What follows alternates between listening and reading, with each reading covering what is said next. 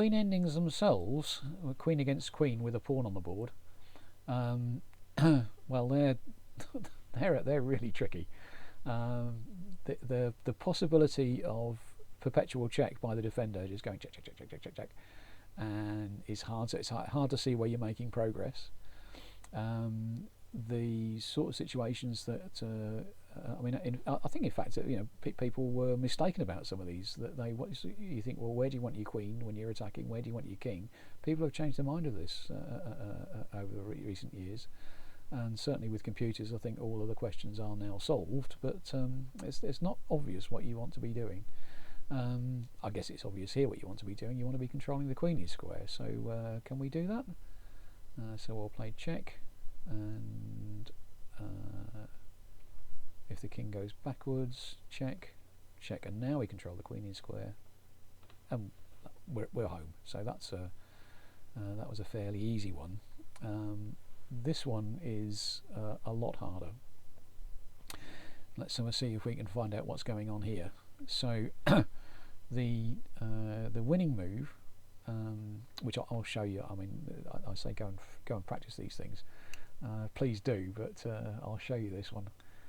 Queen to g4. Now, how can black defend?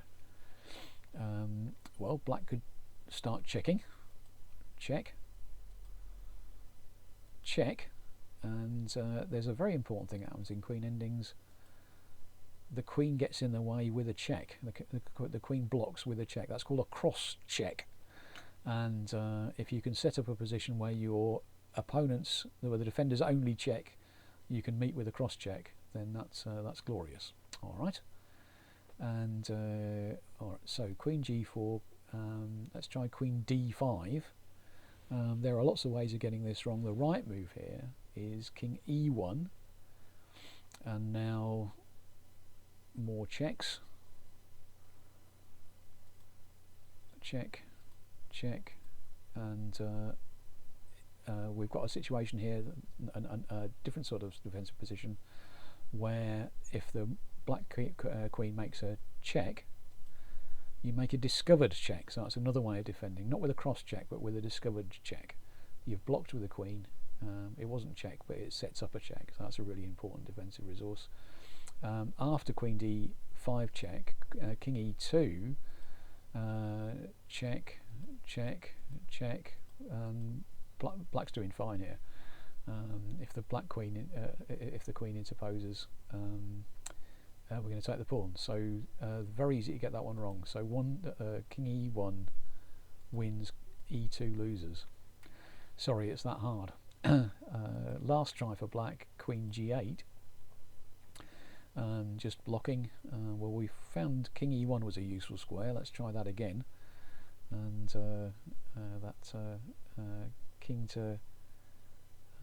Now this is all about, can you set up some checks, and where do you want the kings? And the right way to win this is king to. The way to defend this is king to a1. The right way to attack it is king to f1. And we're going to try and hide our king as on the same side as the pawn, and sort of in the corner, and that's how to win these, we think. The odd thing about this is that if you advance your king up towards the pawn, it's going to run out of space possibly and get in the way. So in fact, the way to win these is you want your king away from the pawn and in the corner where the enemy king can't get around and check it. King a1, queen to a4 check, queen to b4 check, and now queen to f8. And in this position, black's got no checks. You're on the right colour square. You're a long way away, and the black king couldn't approach you to. Sorry, the black queen couldn't approach you to make the checks. So that's the way to win these. They are tricky, well worth trying, and it's worth trying to win, worth learning how to defend them. I mean, I've got away with drawing these things when I shouldn't have done, and I've got away with winning them when I shouldn't have done, or at least winning them quickly when I shouldn't have done. Have a little practice, see what you think.